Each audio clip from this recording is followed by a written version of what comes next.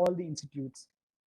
I would also like to acknowledge and thank the members of various think tanks, serving and retired officers, faculty and heads of educational institutes, and other members of strategic community who have taken their time out, their valuable time on a Tuesday in the afternoon. In fact, we are in the evening segment. So thank you so much for joining us for this workshop today.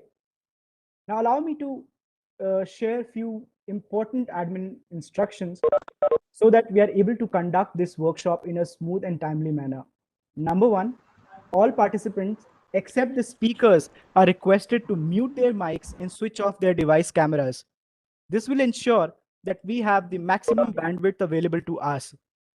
Number two, any question you might have can be posted in the chat box, and that would be addressed during the Q&A, that is the question and answer segment, which would be in the second part of this workshop. And lastly, all the biodatas of the speakers are included in the brochure that has been already shared with you, and hence they would not be read out in the interest of time. Now, without any further ado, I would like to invite Captain Anand Dixit, the president of the Indian Maritime Foundation, to share his opening remarks. Captain Dixit, the floor is yours, sir. Thank you. Admiral Pradeep Chauhan, AVSM and BAR, VSM, Director General, National Maritime Foundation, and his team of researchers conducting this workshop, namely Dr. Pushp Bajaj, Research Fellow, Ms. Sarita Fernandez, Research Associate, members of Indian Maritime Foundation, members of National Maritime Foundation, the young participants and teachers, ladies and gentlemen. Welcome to this workshop on the collapsing marine biodiversity and its implications for the blue economy.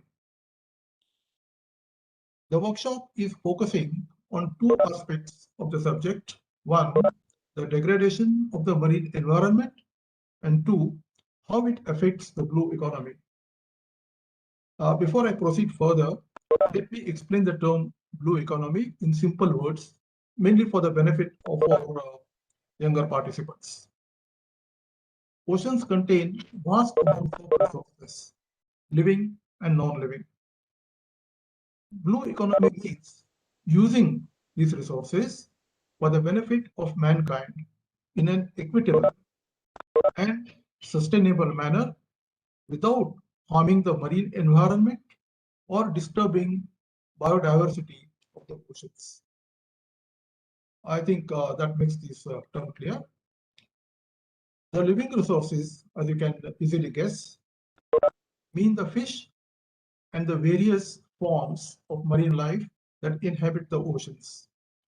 I will touch upon two key points: fish as a source of food and livelihood, and two, the ocean's carbon cycle.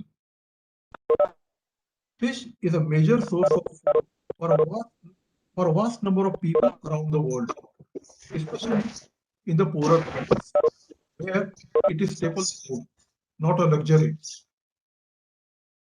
Approximately 3 billion people in the world rely on seafood as a primary source of protein. Over 200 million people around the world depend on fishing or fish-related activities for their livelihood. If the degradation of the oceans continues at the present rate, these resources will be destroyed forever. But is the marine environment really under threat? Well, we have seen pictures of dead whales and dolphins washed ashore, fish covered in oil, turtles trapped in fishing nets, plastic waste littering the beaches. These are very clear visual indications of the degradation of the marine environment and state of the oceans. The sad fact is, oceans have become a dumping ground for the waste that is generated by our modern society. And what is causing this? There are many factors. Global warming, leading to warmer oceans, acidification of the oceans due to high concentration of carbon dioxide in the atmosphere, contamination of seawater due to release of effluents and urban waste, overfishing, which is officially termed IUU fishing, illegal, unregulated, unreported fishing, underwater acoustic noise, coastal and offshore developments, to name a few. All these factors are anthropogenic. That means resulting from human activities. They are a threat to the marine environment and to marine life. To overfishing and wrong fishing methods, most of the fish in the oceans will disappear in about 40 years from now.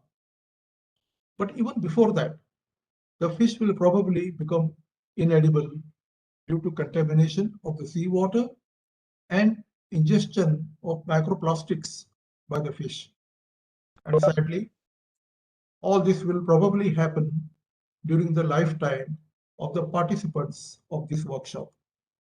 Take a moment to think about it. Right. So with the fish gone, it is straight away a loss of major food source and protein source to the world. But that is not all.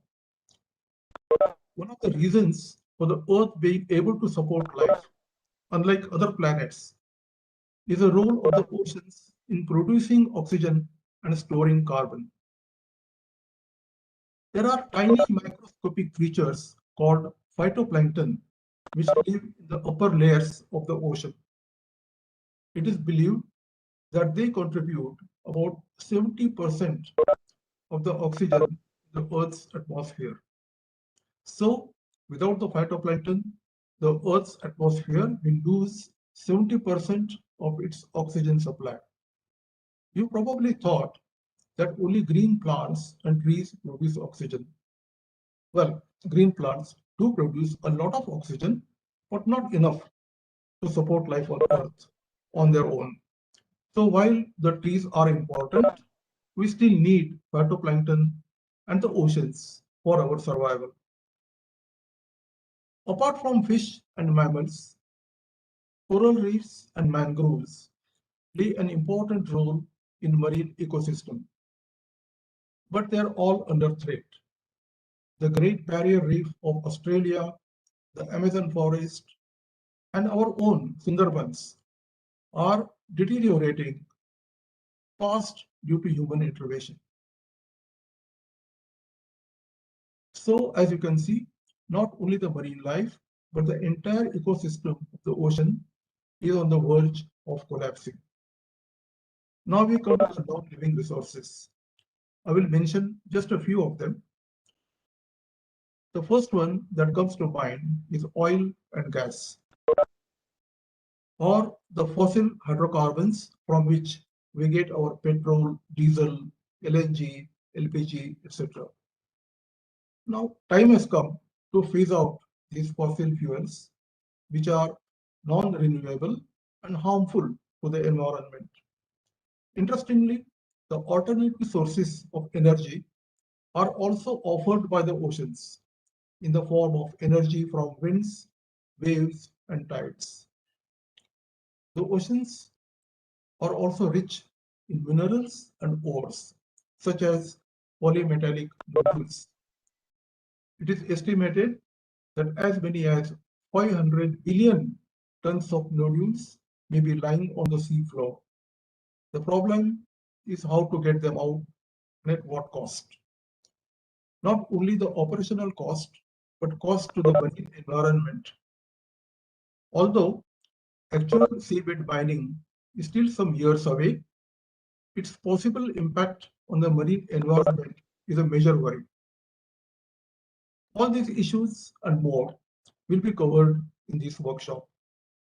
I can assure you that you have an interesting and rewarding 2-hour session ahead of you. And with that, I conclude my opening address. Thank you. Thank you so much, Captain Dikshit, for your opening remark. It has set the stage perfectly for our discussion today. Ladies and gentlemen and students, before we move forward, may I now request you all to kindly switch on your cameras for around 30 seconds so as to allow us the luxury of taking a group photograph of this particular event and the participants.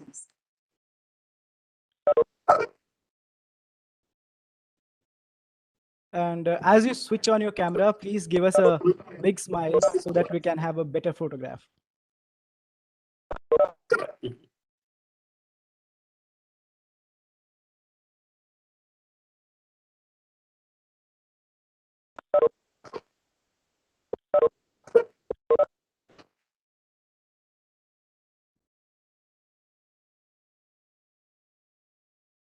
So I'll give maybe I'll wait for maybe 10 more seconds.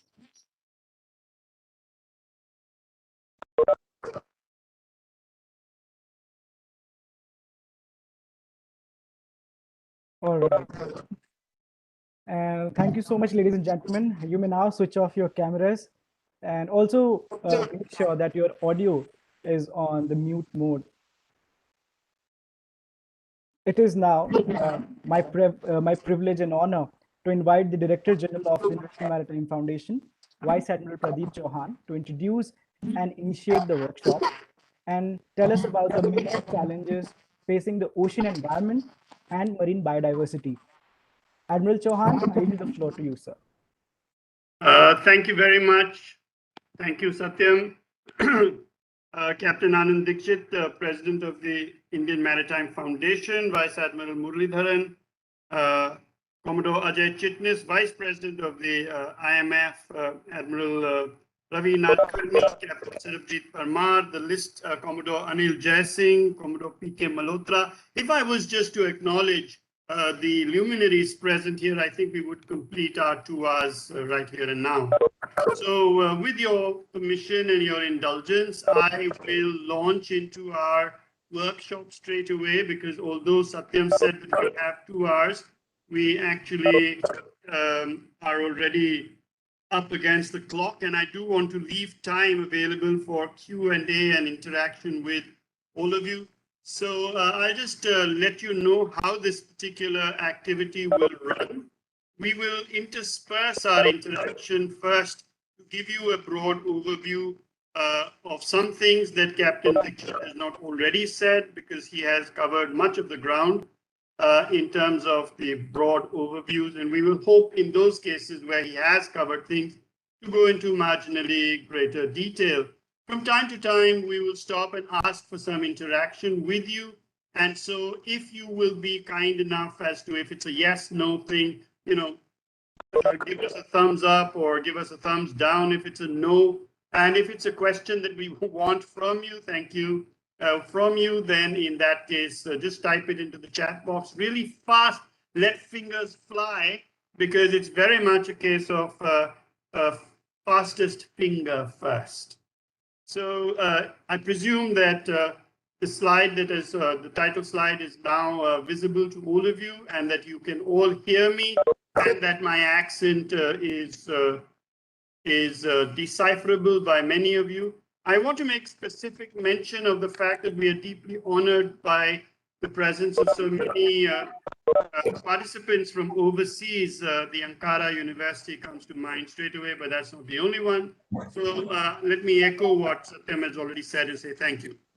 And now, with that having been put out of the way, let me commence with our presentation today.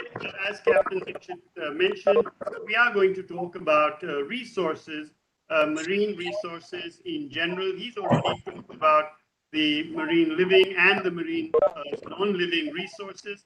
But for today's presentation, we're not going to touch the non-living resources.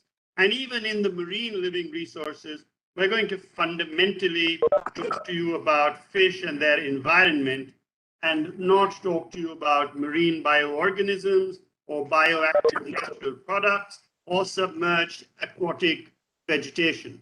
We're going to talk to you about fish and the environment of these fish. So, of course, you are aware from this typology slide that there are coastal fish and oceanic fish, and in both cases, they are categorized according to the depth of the ocean at which they generally live and thrive, and nowadays, in the present circumstance, also change and escape from. So we have pelagic fish, and we have pelagic fish, we have demersal fish, bentopelagic fish, and benthic fish. So they all vary from one another depending, as I said, upon the depths that they are found at. So fishing is what we're all about and what we're going to be talking about. And in the year 2000, which is only about 21 years ago, the oceans were relatively to today still teeming with fish, as you can see on this particular slide. However, the situation now is quite grim. Let me give you an example of a cast net fisherman who is fishing really close to the shore. This is traditional fishing, and I'm going to try and read this out for you first, and then see whether we can make much sense of what we're talking about. So it's a typical hot Saturday afternoon in Sasihitlu, which is a small town, a small village, in fact, a fishing village in southern Karnataka. And at 12:30 in the afternoon, the sun is directly above us, glaring through a largely cloudless sky. Surya Salyan, who is 62 years of age, gathers his cast net for one final throw. He enters the still blue water until it's waist high. He swings his arm and he throws the circular net, and it forms a shimmering, translucent circle in the air for just a few seconds before it drops into the water. Then, after a few minutes, he pulls it out, but it has one small fish, a silver biddy, wriggling away, and he throws it on the white sand next to just 3 other fish that he has caught thus far, and he mutters and says, "This will be a year of famine for us." So is it only about the traditional fishermen? What about the situation for deep sea fishing vessels and vessels that go beyond the territorial sea of India? So one more anecdotal narrative. It's the 19th of January of 2020. It is a balmy and pleasant early morning. It's 4 a.m. in the Arabian Sea, and a large purse seiner. A purse seiner is a big boat which does purse seining, which is a form or type of fishing. It goes about 15 nautical miles into the ocean, as I said, just beyond the territorial sea of India, and its principal sort of catch that they hope to get is Indian oil sardines, and it's ready to head out. Most of the crew of the boat are actually from farms located along the eastern coast of India, and they left because their land did not offer them a living, and they traveled to the west coast. And here they are on the west coast working on big fishing boats, hoping for a better life. But after a full 6 hours, the ship returns completely empty-handed, and the crew members earn nothing for that particular day either. So the question is that if this proceeds onwards, by the year 2050, this very well might be the appearance of the Indian Arabian Sea. There are no fish. So naturally, the question is, why have all the fish disappeared? ये गायब कैसे हो गई हैं? Why have they disappeared? And the answer here lies in 4 factors that were touched upon by Captain Anand Dixit. 1, overfishing. 2, the pollution of the oceans. 3, the impacts of climate change. And 4, the introduction and the profusion of invasive species. And these 4 topics are what will comprise our presentations before you today. So let me start with overfishing. And let me ask you some questions on this subject of overfishing. If you were a fisherman and you were told that the fish were becoming fewer in the sea, then do you think you might fish more, or would you be fishing less? Let me ask somebody. Let me ask, we have Aruna Gaikwad here. Aruna, are you there? Aruna, please tell us you're there.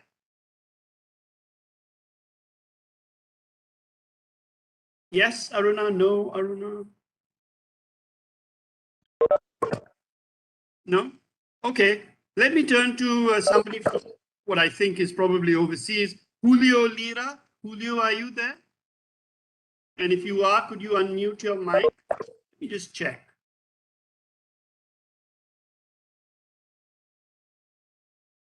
Well, we still don't have an answer, so presumably people are having a harder time unmuting than I thought. But what would you think?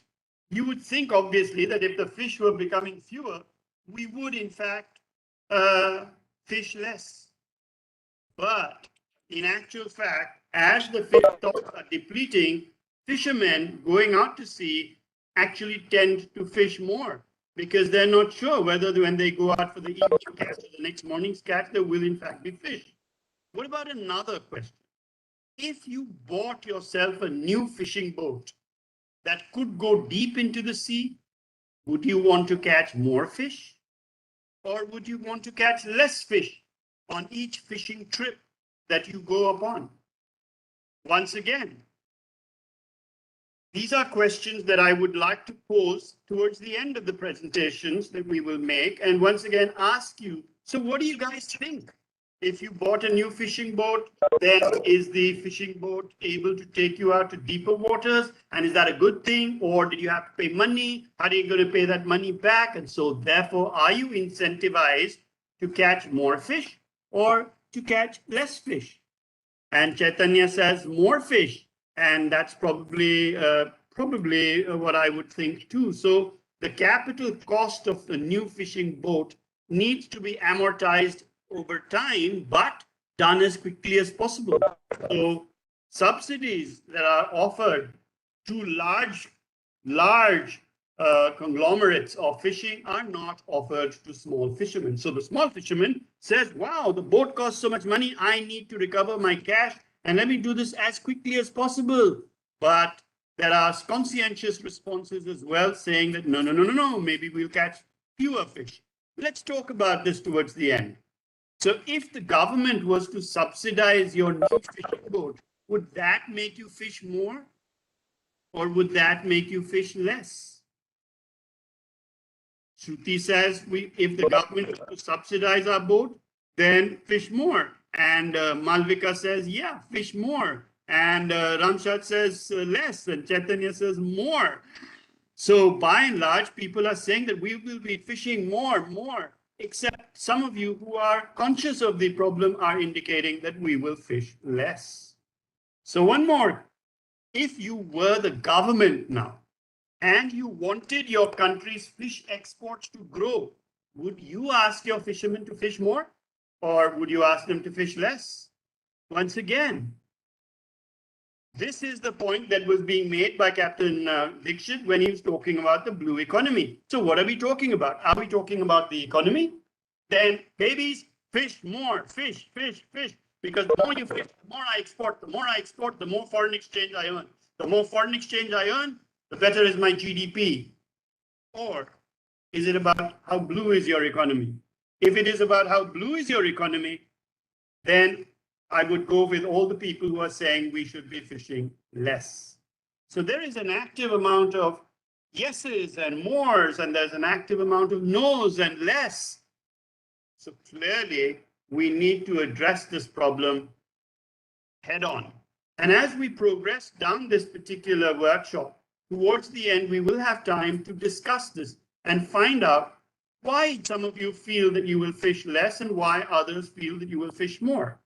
The other factor, of course, is the pollution of the ocean. And once again, I want to emphasize that plastic doesn't poison only the fish, the big trophic layers. It also poisons ocean bacteria and zooplankton. So to get to the bottom of what is causing the fish to disappear, I'm afraid we need to look all the way at the very bottom of the marine food chain and enter the world of plankton. This word plankton stems from the Greek word planktos, which means drifters, which are pretty much like I used to be as a kid, just drift along wherever the current takes me. wherever the tide and the wind wish me to go. So planktons come from that group, and phytoplankton are microscopic plants that actually are found in the oceans. And how do they get their energy? They get their energy from photosynthesis. They form the base of the marine food chain. And what you're seeing are actually on the screen are actually phytoplankton seen under a microscope. And they come in a variety of shapes and sizes, but algae and photosynthetic forms of bacteria are actually the more common types of phytoplankton. And yeah, we know phytoplankton produce some percentage of the world's oxygen, but how much? Any guesses? Anything in the chat box to indicate how much you think phytoplanktons contribute to the world's oxygen amounts? Let me quickly look. 75, 70, close, but no cigar. So, yeah, some of you said 80, 60, 80. Yep, absolutely bingo. So phytoplankton thank you very much, produce as much as 80% of the world's oxygen, and yet all the 12th standard students in our workshop will be divided up into those who have heard of phytoplankton and those who even care. So phytoplankton hoga, phytoplankton, hame kya lena dena phytoplankton se? But yet, the marine food chain is sustained by phytoplankton. So we have phytoplankton, which are consumed by zooplankton, then they get consumed by mackerel, and then they get consumed by tuna, and so on until you come to the top of the food chain where you have orca, the killer whale. Zooplankton, which is the next in line, are actually the animal component of the planktonic community. And zoo, as many of you are aware, stems from the Greek word for animal. So these are heterotrophic. Heterotrophic, what on earth is heterotrophic? It means other feeding, literally, meaning that they cannot produce their own food and they must consume instead other plants or animals as food. And in particular, this means that zooplankton eat phytoplankton. And zooplankton, once again, range from microscopic organisms to large jellyfish.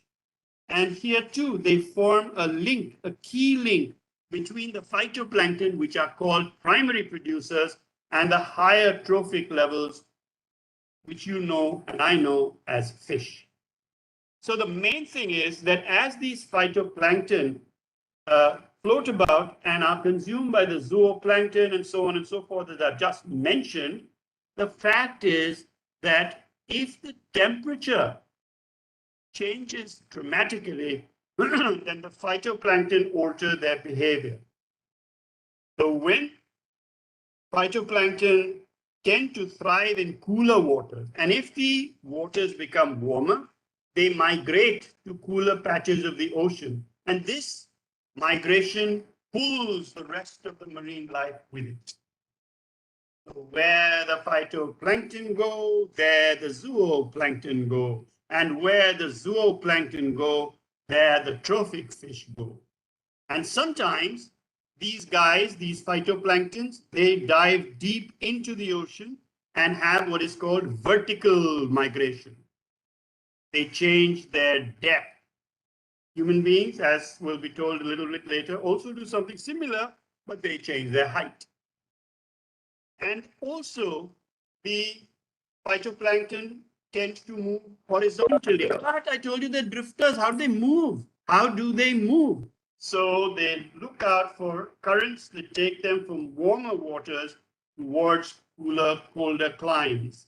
And the loss of phytoplankton means more carbon dioxide trapped in the Earth's atmosphere and an even hotter ocean's temperature, and then even more phytoplankton death, plus more phytoplankton migration, and all this takes those fish with them, the entire marine chain. And to tell you about what's happening in this regard, I want to be able to introduce three people. One are sardines, the other are mackerel, and the third is Dr. Pushp Bajaj. So, Dr. Bajaj, I'm going to hand it across to you and take it away. Absolutely. Thank you very much, Admiral Chauhan. And good afternoon, everyone. Let me A little just louder, get... please. Yes, yes. How about now, sir? Can you... Yes, yes. Thank you. Okay, perfect, perfect. Yes, thank you, sir, and good afternoon, everyone. Before we dive into the details of how climate change is affecting the ocean environment and also how it is changing the distribution of marine species, let me ask you a quick. Uh, can someone tell me what are these two fish species that are on your screen right now? We can have some people type into the chat box, or if you want to just jump in and take a guess. Let me ask someone. So, do we have Kiran? Kiran in the audience? Could you tell us? Make a guess. What do you think are these two fish species that are on your screen? So is We have it sardine? absolutely. You're correct. Yes, the first one is called the Indian oil sardine, and its Hindi Sardine. name is Tarli, and its Marathi name is Parva. And this species actually accounts for 17 to 20% of the of India's total marine fish catch. So quite a lot, quite significant for the Indian fisheries industry. And the second one is called the Indian mackerel, or the Hindi name is Bangla. And together, these two species account for over zero point 0.8 million tons of annual fish catch, which is valued at over 150 million US dollars. So clearly, you can see that these two fish species are very important commercial species for the Indian economy. Now, you would be surprised to know that these two species are actually having the time of their lives in the last few decades. They were traditionally in around the mid 1980s, 1970s. They were mostly isolated to latitudes closer to the equator. And they are temperate fish, which means that they enjoy hot waters. But now, because of the temperatures increasing in the ocean, they are now able to expand their reach to higher latitudes. And that is good news for India because their population is in India's coastal waters. However, scientists believe that if this trend continues, if the ocean continues to warm, then they might reach a critical threshold after which they will not be able to survive in those hotter temperatures, and then they might have to leave India's coastal waters. So that means that this situation where these are now very important commercial species that might change in the future as the temperature increases. And this is exactly what I'll be digging deeper into this issue of how climate change is affecting the ocean environment and changing the distribution of marine species in the next few minutes.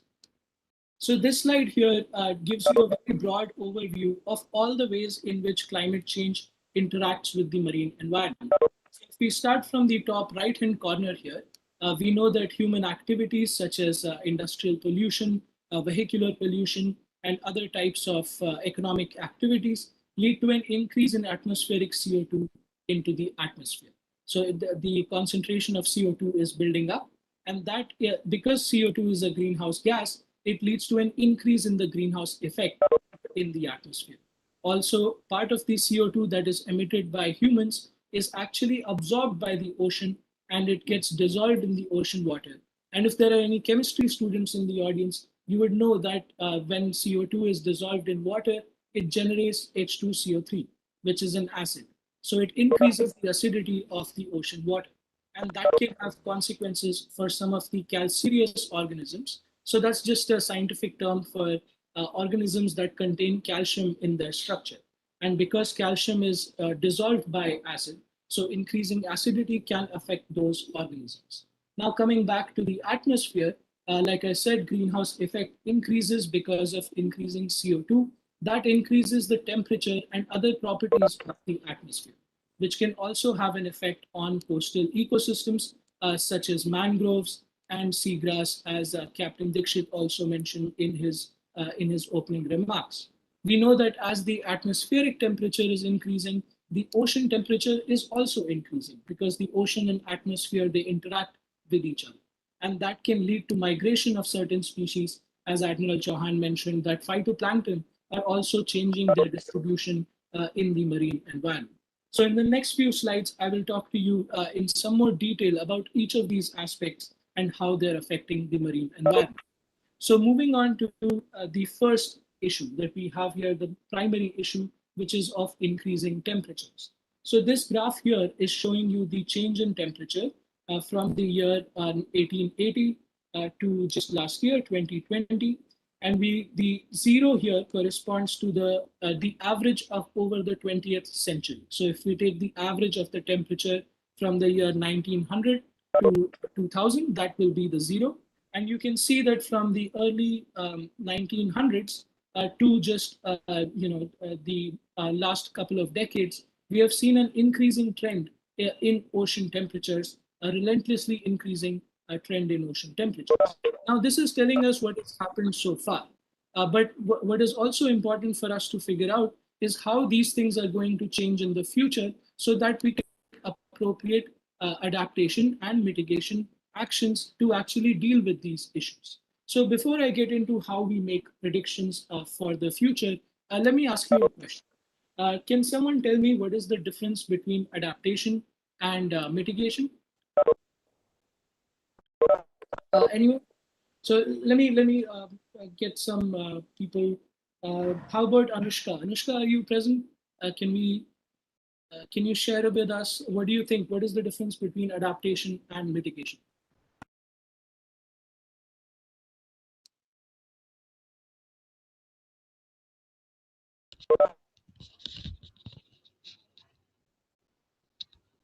Can you hear me, Anushka? All right. How about someone else? You can also type it in the chat box. So, can you hear me? Yes. Yeah, this is Mubarak. Yes, Mubarak. Go ahead, please. So, the basic difference between adaptation and mitigation is that adaptation is a kind of methodology to adapt with the change happen due to the climate change, and mitigation is a way to mitigate or to remove the carbon dioxide from the oceans or from the surface. Absolutely, absolutely. You're absolutely correct, Mubarak. Thank you. The basic difference, in simple terms, if we put it, mitigation corresponds to our efforts to tackle the causes of climate change. So as Mubarak was saying that mitigation measures involve reducing our carbon emissions. So we are talking about how to reduce the causes of climate change. When it comes to adaptation, then we are talking about ways to deal with the impacts of climate change. So when we accept the changes that are occurring, and we are trying to figure out ways of how to manage those impacts. So that's the basic difference. Thank you, Mubarak. So coming back to this question of how do scientists actually make predictions about the future? And I'm sure that you will agree that most of that one of the critical uncertainties when it comes to predicting the future is the aspect of how we will react to the threat of climate change. So we have to look into how humans will react in the different aspects. So let's say our economic activity in different sectors, the energy consumption, also the land use and changes in forest cover and changes in agricultural practices, population growth, etc. And all of these factors will determine how much we will be able to control our carbon emissions. And so scientists have now devised a few standard scenarios which take into account some of these changes. So we have a low emission scenario in which we take urgent transformative action to mitigate our carbon emissions. That is our best case scenario, and it is called RCP 2.6. Now, the RCP term corresponds to a representative concentration pathway, but the name is not important. What we need to understand is RCP 2.6 is the low emissions scenario. Then we have RCP 4.5, which corresponds to the moderate emissions scenario, in which we take some measures to mitigate our carbon emissions. And then there is RCP 8.5, which corresponds to the high emissions scenario, in which we essentially do nothing to mitigate the challenge of climate change. And so with that background, let's look at how we expect the future of the ocean warming. So this graph here is showing us the year on the x-axis going from 1955 to the year 2100, so the end of this century. And on the y-axis, it is showing the ocean heat content the change in ocean heat content. And you can see that clearly the ocean heat is expected to increase going into the future. And the red graph here, that corresponds to RCP 8.5, so the high emissions scenario, and the blue one corresponds to the best case scenario, which is the low emissions scenario. So clearly, the decisions that we make right now will have an impact on how much the oceans will warm in the future. So now, why does that matter? Why does it matter if the ocean temperature is rising? There are actually many factors, many knock-on effects that come as a result of oceans getting warm. And to understand one of them, let me again ask you a question. So if there are any chemistry students, or I mean, actually this applies for most of us.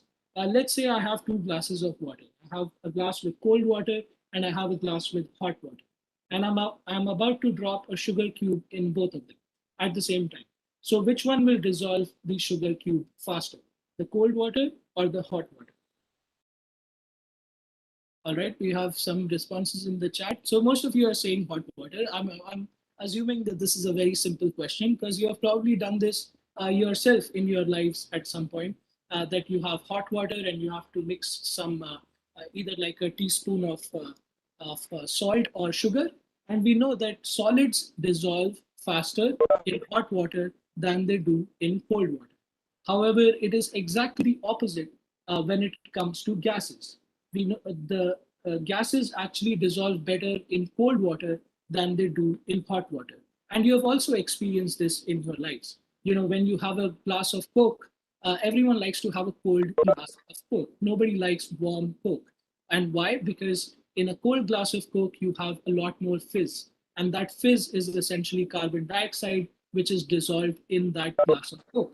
So we know that gases dissolve better in cold water than they do in hot water. And this has huge consequences for the ocean as well, because the ocean water contains many important gases for the marine biodiversity. And one of them is, of course, oxygen. And oxygen is, of course, very important for the marine species. So this graph here is showing the year, again, on the x-axis from 1900 to 2100. And on the y-axis, it is showing the change in the oxygen content. And you can clearly see that there is a sharp decline in the oxygen content because of these rising temperatures, and of course, because of other things as well. But rising temperatures play a very important role. And again, the red curve corresponds to RCP 8.5, the high emissions scenario, and the blue curve corresponds to RCP 2.6, the low emissions scenario. So you can see again that if we do take mitigating action right now, then that will have an impact on how much the oxygen is reduced in the ocean water. So what are some of the other consequences of ocean warming? Another consequence is increased stratification. So what is stratification? Stratification is actually a natural phenomena that occurs in the ocean water column. And because we have like a top layer of the surface layer of ocean water, which interacts continuously with the atmosphere, and it also affected by wind patterns. And then just below that, we have the mixed layer, which is a very turbulent layer. It is a highly active layer. And then below that, we have the deep ocean, which is relatively calm and relatively colder and also isolated from the other layers of the ocean. So between this mixed layer and the top layer, there is continuous exchange. And because of ocean warming, now what is happening is that the surface temperature is rising. And as the surface temperature rises, the temperature difference or the temperature gradient between the surface layer and the mixed layer is increasing. And because of this increased temperature gradient, it becomes more difficult for the layers to mix with each other. So they become more stratified, or in other words, more separated. And that has, again, consequences for the marine life, because this mixing is very important for the nutrients and the gases like oxygen to mix between the different layers of the ocean. Okay, there are also some more visible impacts of rising ocean temperatures. So moving on, can somebody tell me what you see in this graph, in this image here? Any volunteers, or otherwise I could maybe call out a few names. Bleached coral reefs. Is this one bleached though? You're right that this is a coral reef, but it is not bleached yet. So this actually, you can see all the colors. You can see the vibrant nature of the coral reef. It's actually very healthy coral, and you might be surprised to know, or maybe you won't be, but this is actually an image of the coral reef system in Malwan, Maharashtra, just outside of Pune, 8 hours outside of Pune. And you can see that this is a healthy ecosystem. And coral reefs, in fact, all over the world, they provide around 25%. They provide habitat for around 25% of all marine species. So they're very important and very critical ecosystem. Now, what is happening because of rising temperatures is that they turn from those colorful, really pretty looking coral reefs into these ghostly looking white colored coral reefs. And that is because of, as I believe it was Shruti, was it? So you mentioned before that this is coral bleaching. So now when they turn from those very bright colors to this white color, that's the process of bleaching. And that's because as temperatures increase, there are some microorganisms that live on the surface of corals. They escape the surface and they go to the ocean water, and that with that goes the color of the coral as well. And if this is sustained for longer periods, so for example, during heat waves, when this condition lasts for many weeks or many days, then this can actually lead to corals dying, and this can lead to death of corals. Bleaching itself is not a sign of death. So corals, if they bleach, that is a natural phenomenon. So once they bleach, the microorganisms can come back when the temperatures come back to cooler temperatures. But if it is sustained for longer periods, if they are in this bleached state for longer periods, then that causes them to die off. In addition to the climatic changes that I've talked about before, the rising temperatures, stratification, etc., there are also other direct human impacts that are leading to changes in the marine environment. And one of them is marine pollution. So this image is showing you the discharge of untreated sewage, industrial effluents into the ocean water. Now, this untreated sewage actually contains large quantities of nitrogen and phosphorus, which is then added into the ocean water. Now, if there are any chemistry or students, you might be thinking, well, nitrogen and phosphorus are actually good for plant life and also for marine life. So what is the problem here? And you are right that nitrogen and phosphorus are actually essential nutrients for marine life. So if they're introduced in small quantities, then they are in fact a good thing for microorganisms like phytoplankton. But unfortunately, like most things in life, too much of a good thing can be a really, really bad thing. So this image here is giving you an example of uncontrolled, excessive, unnatural growth of phytoplankton because of such discharge of untreated sewage water. So when there is too much of these nutrients, then that leads to excessive growth of phytoplankton, and then it looks like this. Of course, this is not natural. So this is not consumed by the marine food chain. It just sits there. It just sits there in the sun and it rots. It rots and it decomposes. And when it does that, it actually consumes oxygen from the water body. And it does not have to be in the ocean. It can be in a river or in a lake. But when it decomposes, it consumes oxygen from the water body. And when that happens, it can reduce the oxygen level very drastically in a short period of time. And that can lead to mass die-offs of fish that are present in the water body.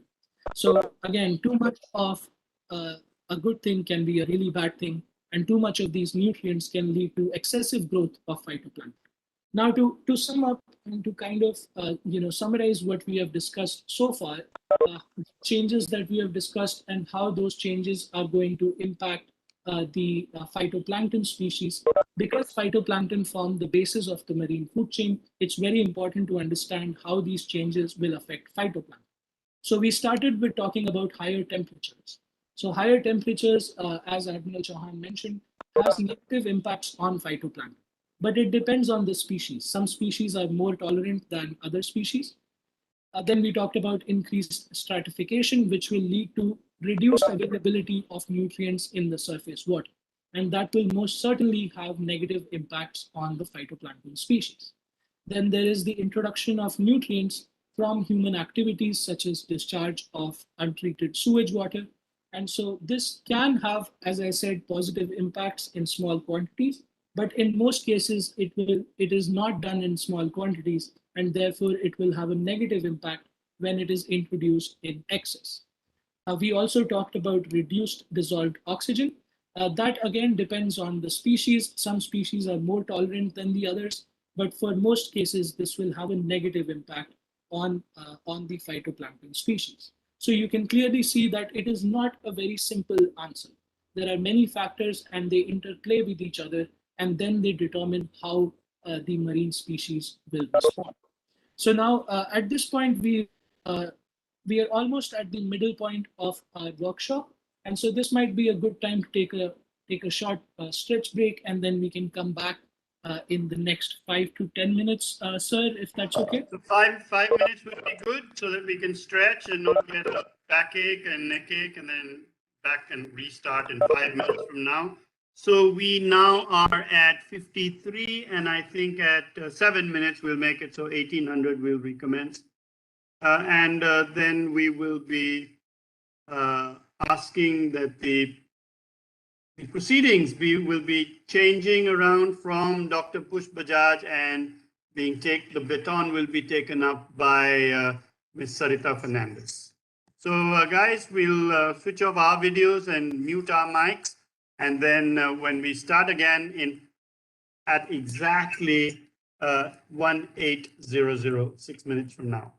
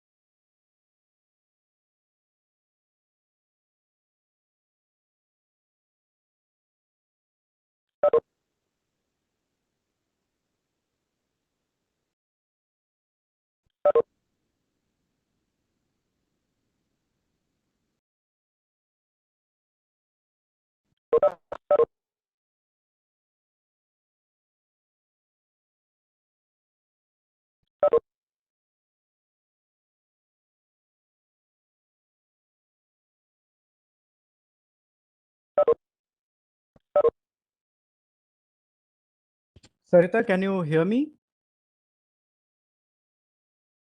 Yes, I can. Did you unshare your screen? Because I did not see any screen at the moment. Yeah, so I think I was sharing my screen and it just went off. I was just calling Oliver to check what happened. My sharing rights, I can't, the share button is not there anymore. Yes, Sarita, I made DG the presenter. Should I make you the presenter? Yes. Okay, all right. Yeah. Now my sharing rights have also gone. That's because only one can share, sir. Okay, then is Sarita sharing? Yeah, okay. So Sarita, this is your screen right now? Yes, sir. Okay, cool. Thank you. So Oliver, be aware that as Sarita finishes, then it will be switched over to me again. Sure, sir.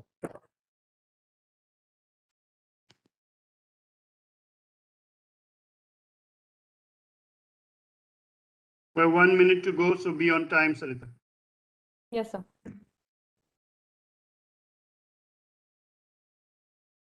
Sarita, would you be keeping your video on?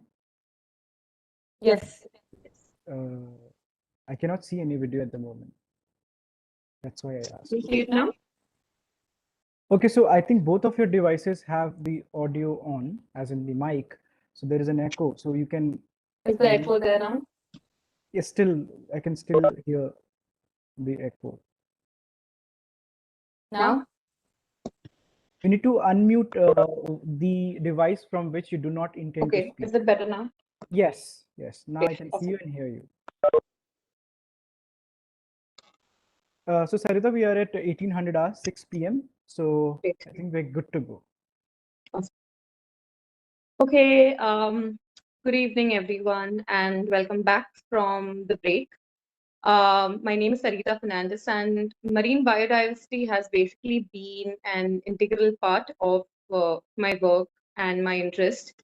And so, we'll be speaking a little bit on basically that front and what invasive species are, as Sarita, Adaptation mentioned in Sarita, his sorry to interrupt. presentation, and a little bit on that topic, that we know about. So starting off with winners and losers. So Dr. Bajaj took us through the entire segment of climate change and its impact on the oceans and the different marine ecosystems, the layers and stuff. And let's talk about species. Let's talk about, the marine life that lives in the ocean, apart from us who use these oceans for all our activities. And basically understand who are the winners and losers of this. So the winners may not be friendly. Not all phytoplankton are beneficial to human or marine life. Empirical evidence suggests that the changing conditions of the ocean might favor certain toxic species such as Noctiluca scintillans. So coming to the topic on invasive species and what these species are, where they are, why do they come to be, and what do they do to the marine ecosystem, and how are they related to collapsing marine biodiversity in the oceans. So to briefly understand invasive species in the marine ecosystem, we need to understand what we understand on the entire subject. When I hear about marine invasive species or invasive species, people talk about indigenous trees and insects, and we need to say no to exotic species and yes to local.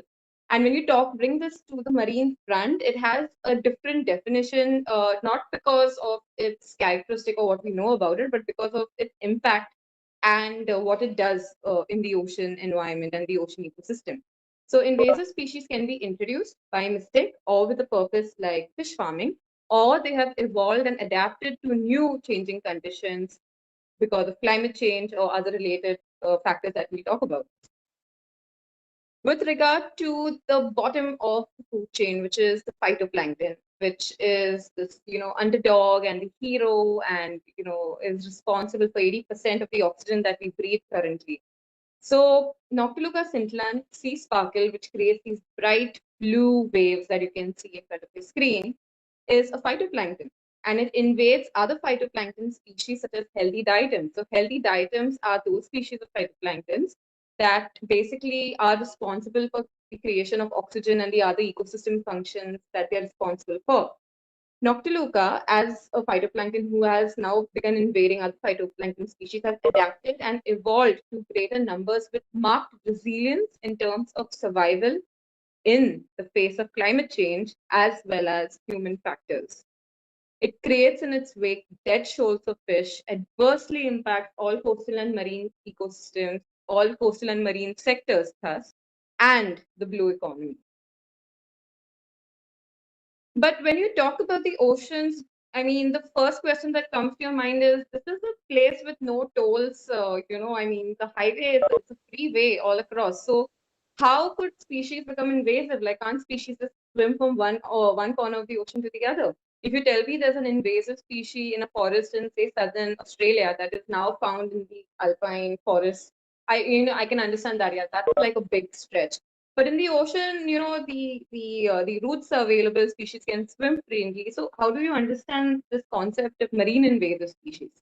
It is true that most marine species migrate across the oceans, and yet not all of them are known to be classified as invasive. Species have always used the oceans to move about the planet by swimming or hitching a ride on a log, leaf, or coconut. Organisms have found new worlds in which to thrive. The process, which has been moderate, limited by currents and the winds. So this was a very prominent article by the National Geographic Society, which sort of tried to explain, how marine invasive species come to be and why they are different from this idea that they're all drifters and migratory and so on and so forth. So to understand this entire complex, subject, like, okay, now I'm confused because some are invasive, some are not invasive. We have several frameworks developed by scientists from different, networks, from different governments, from different departments, who basically make such frameworks to help policymakers, to help people in the administrative framework to basically take measures to do something about it. And this is an example of it.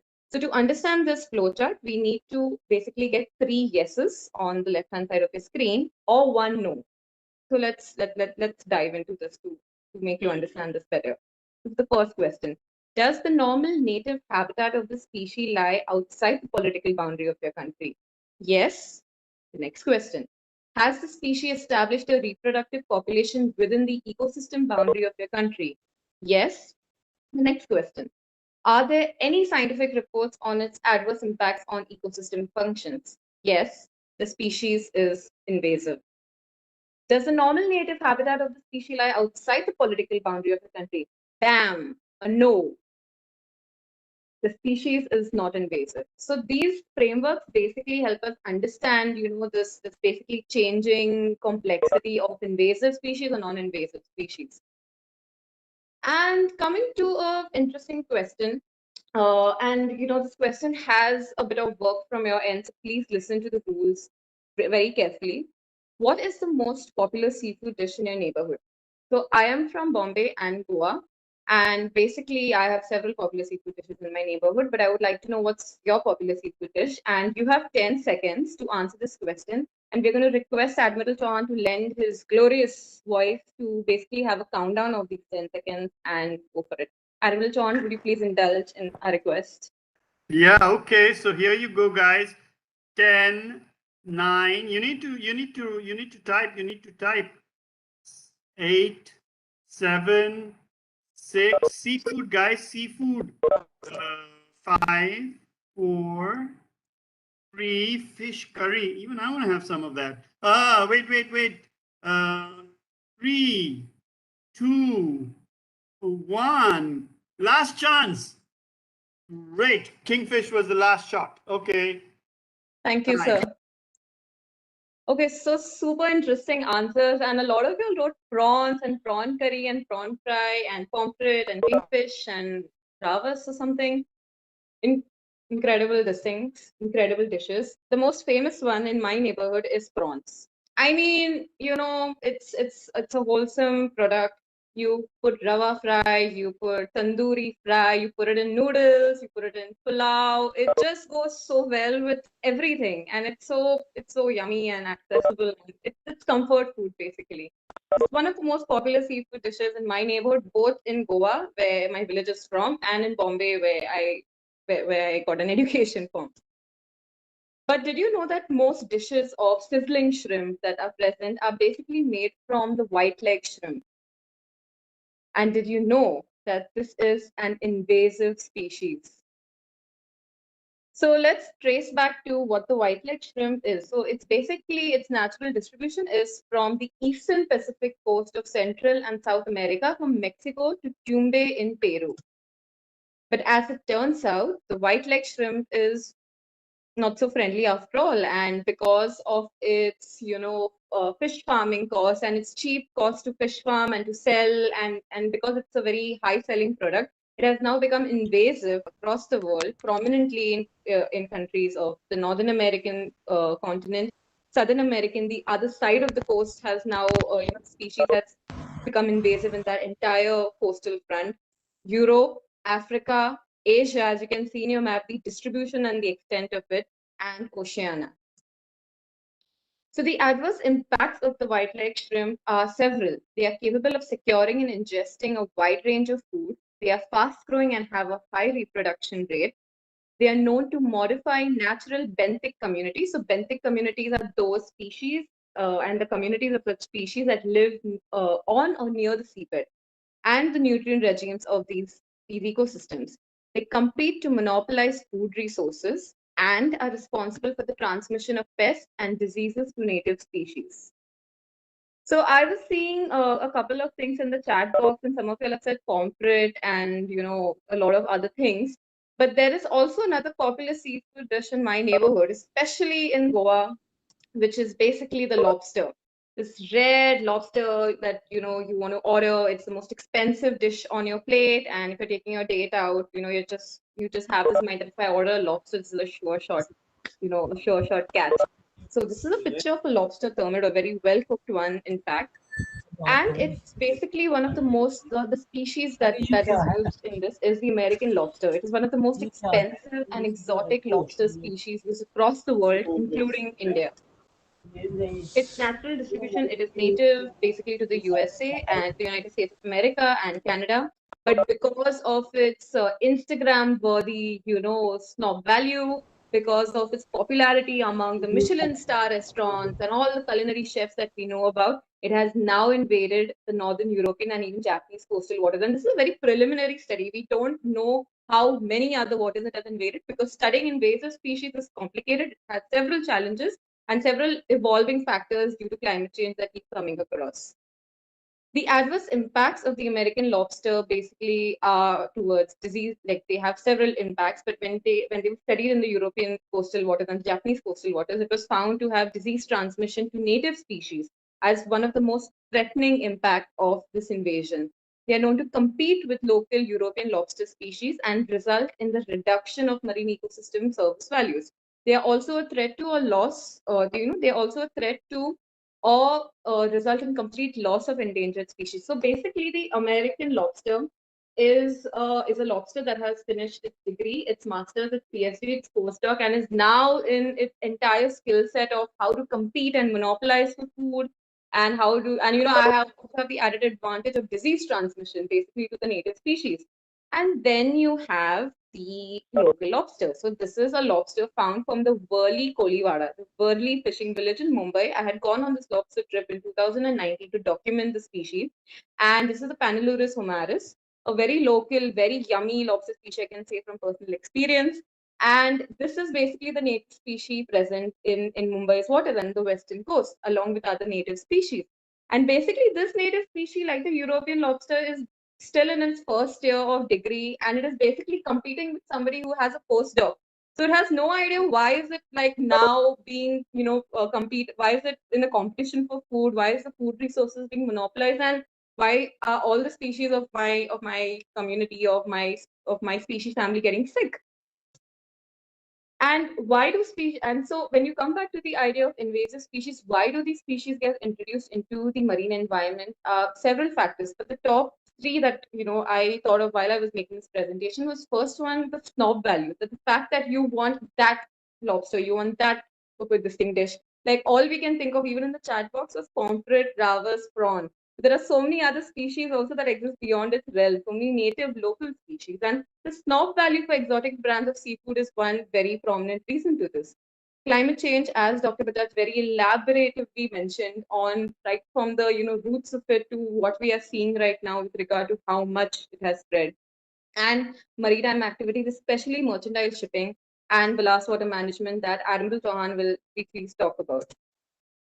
So how do these species become invasive? So basically you have a few conditions, like there has to be a suitable habitat condition, and the species needs to be introduced or adapted by itself or evolved because of climate change related factors, which then, once these conditions are met, results in they being competitors. So they compete with or feed on the native species. So they not only, in the case of prawns and lobsters, we're talking about them competing with other native species, but in the next couple of slides, you'll see that they actually even feed on native species to basically monopolize and become the king or the ruler of the entire ecosystem. And this results in drastic change in or degradation of entire local ecosystems. So let's digress from seafood and let's talk about other marine invasive species. It's not just limited to seafood because of fish farming or aquaculture or all those other things that are not sustainably managed. We also have other marine invasive species like the elkhorn sea moss. It's basically a type of sea moss which is found to be invasive in these local species and spreads across huge blankets of, rocky tidal shore areas in several parts of the world. We have invasive species in jellyfish. In the jellyfish family, we have Phylorhiza puncta, which is basically an invasive jellyfish. So you have the issue of jellyfish blooms due to climate change, and now you have competition within them with who is more invasive and who is more, lethal. We have Dr. Bajaj spoke about corals, and he showed that amazing photo of corals which were beyond the benthos, which was towards like about 10-meter, 20-meter depth of diving towards the reef. But closer on the rocky shore also we have a lot of reef building corals, and this is a snowflake coral. This is found to be an invasive species in several parts of the world, and they basically alter existing reef systems completely. So not just climate change related threats, but you also have the threat of invasive species like the snowflake coral on these local native coral species that are already on the cusp of extinction or degradation. And you also have in the marine invasive species viruses, bacteria, fungi.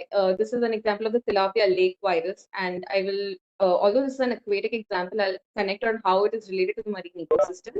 And I would also like to remember this fish that you can see, which is the tilapia fish. So so I spoke about seafood. I've spoken about basically the other types of marine invasive species that are not just stuck to the gambit of what we know. But now I would like to show you the hit list. Basically, the next couple of slides, the next 4 slides actually, will show you the hit list of the most invasive marine species in the world and how they've come to be because of governance, mismanagement, or just unawareness about this entire issue. So the first one is the walking catfish.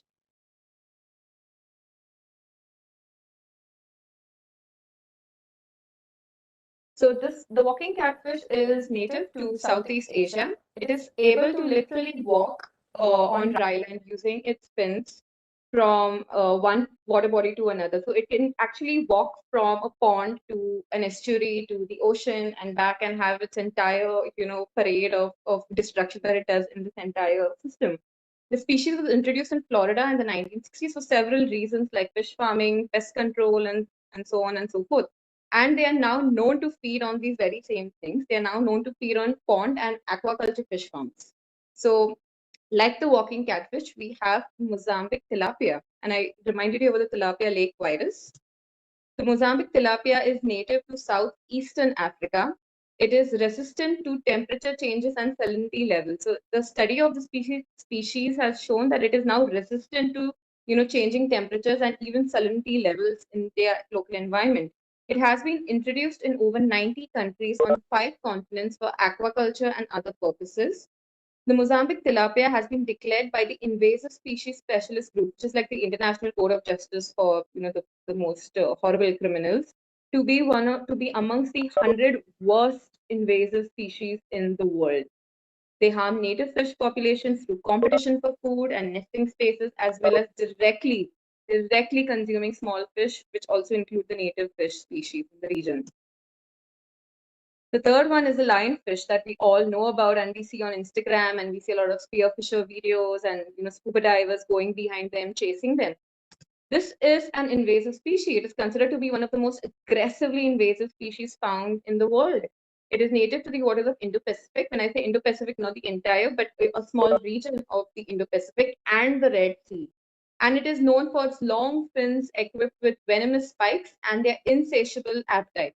So a fun fact on the difference between venomous and poisonous is basically venomous is when somebody has the ability to inject the poison directly into you, if to defend itself or to do whatever it wants to do, or to consume you basically. And poisonous is when you consume something and it can be I will share the presentation.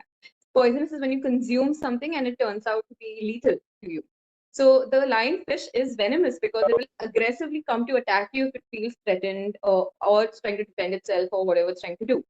With very few natural predators, they cause significant damage to the biodiversity of already fragile reef systems where they are mostly present. Lionfishes are mostly present around reef ecosystems, and they threaten commercially important species of fish, which also impact local fishermen, local small-scale fisher livelihoods.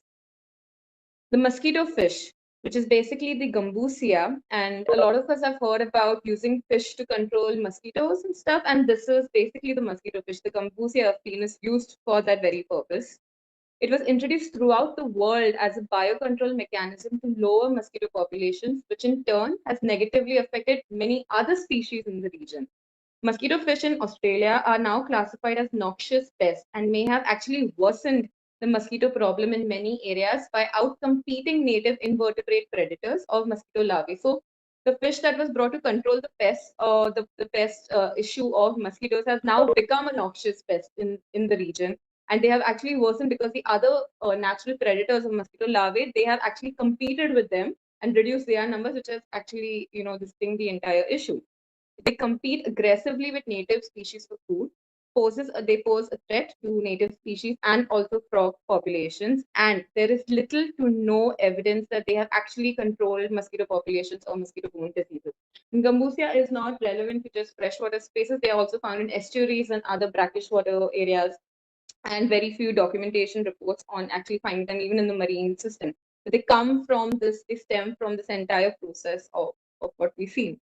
So talking about the challenges of invasive species and what to do about it and so on and so forth, there is basically no coherent solution to curbing the outbreak of invasive species because each species has a different factor, has a different set of repercussions, has a different set of destruction or degradation it causes. Unpredictability of regional and habitat expansion. So like, for example, with the walking catfish, you cannot predict in which region or which pond it will now be invasive because it will just become invasive overnight and you'll start seeing your entire fish farm almost empty of fish because it was feasted by a group of a community of walking catfish. The lack of data on broader impacts of invasive species on the marine ecosystems because there is a big lack of data of basically even native species. We require strong repositories of whatever native species to understand what are invasive species now hurting our oceans, our estuaries, and our coastlines. And climate change impacts on the distribution of invasive species the changing climatic conditions, the factors that Dr. Bajaj mentioned, and how they impact even studying or understanding where these species are becoming invasive and what do we do about it. So we are now looking at innovative solutions. A lot of scientists are talking about innovation on how to compete with it. And this is actually a study in action that you are seeing. This is a scientist who is diving currently, trying to feed a lemon shark a lionfish. Basically, he's trying to train the shark to start hunting lionfish with an aim to control its populations. And although these innovative solutions, may work or not work, There are other several reasons why the subject is important. One of the reasons is they impact native species and indigenous communities that depend on native species, who have their entire socio-cultural livelihood and segment around these species. And so apart from, there are other causes of why marine invasive species are introduced in the environment. And I will digress from here and let me ask Admiral Chauhan to touch upon the subject of the other ways that marine invasive species are introduced in the ocean and marine ecosystem environment.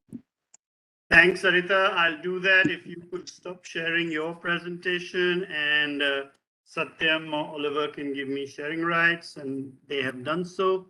So here we go. That was a fascinating set, in any case, of causes of the introduction of invasive species and their impact. But there's one more which touches all of us, and that is introduction of invasive species through ballast water. Here, we have a situation where ships are actually moving from one place to another, picking up water in order to maintain stability as ballast in location A, then proceeding on a ballast voyage to location B, then discharging that water and taking in cargo. And in the process of discharging that water, they also discharge a massive amount of invasive species at the microscopic level, but also those with calcium as their exoskeletons. So they this for a long time proceeded unaddressed until the magnitude of the problem began to become known, and we found that, if you looked at the numbers, there were 10 billion tons of ballast water transported each year, and there were 7,000 species transferred in ballast water every hour of every day. There was one new invasion every 9 weeks in some region of the world, which then suddenly found its entire local, sustainable, sustained food chain go for a complete bunt. And given that 80% of the world's trade is carried by ships, and given that 2.4 billion people live within 100 kilometers of the coast, the problem was huge. So the International Maritime Organization stepped in, and the Ballast Water Management Convention and the Ballast Water Management Code were introduced, and they still are in force. And are they wonderful? Are they welcomed by everybody? Far from it. The shipping community, in terms of the masters, the mates, the engineers, they are perfectly okay with this. But the shipping community, comprising ship owners and ship managers, they are more resistant to this because this costs money. And then there are exceptions to the Ballast Water Management Convention, which concern navies. For example, yes, you have ballast water tanks, and they carry the native species, and they also carry non-indigenous species. And as you know, that changes place, as I've already mentioned. But there is, every ship has got a biofouling layer along its hull. And as the ship stays out for longer periods of time and biofouling increases, not only does that impact costs in terms of the drag coefficients that are enhanced in ship voyages, not only is all that happening, but also there is a whole lot of native species and non-indigenous species that are being exchanged thanks to the biofouling layer. Now, normally, warships, auxiliaries, and state-owned vessels were quite comfortable being exceptions to this particular ballast water convention. The fact is now, as navies like the Indian Navy or other navies become much more regionally active and globally active, then this issue of the biofouling layer begins to play a significant role, even though warships do not require ballast water as such, except for tankers or large auxiliaries. But the fact that ships are now able to visit more countries, more ports, enter more harbors from a given destination to destinations which are many thousands of kilometers or nautical miles in some cases away, means that we have a problem of all kinds. Now, it's true that the Ballast Water Management Convention doesn't apply to cruise ships. It is also true that navies need to take a long, hard look at whether they are solving problems or how many of those problems they are actually contributing to. So with that short intervention of mine, I think that what we now need to do is take a quick look at the big picture once again, and maybe I'll once again call upon Dr. Pushp Bajaj to tell us a little bit about the big picture issue and take it from there. So I'll stop sharing my screen, and Pushp, you can start sharing yours, and then we can take it till the end.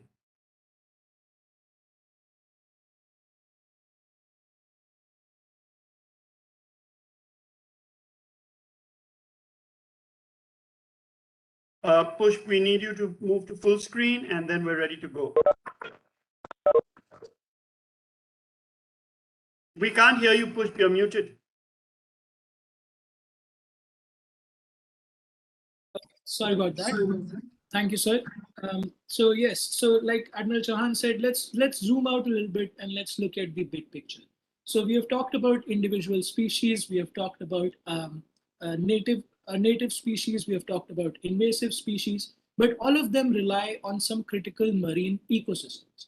And you know, the ocean water body itself acts as a critical ecosystem. So like we have talked about before, that the ocean water body controls the climate, it controls the carbon cycle. So part of the atmospheric carbon that is in the atmosphere gets absorbed by the ocean water, and it's simply dissolved in the ocean water and stored there. Now, of course, not all of the atmospheric carbon is stored in the ocean, because if that were the case, then there would be no carbon in the atmosphere, and there would be no greenhouse effect, more colder.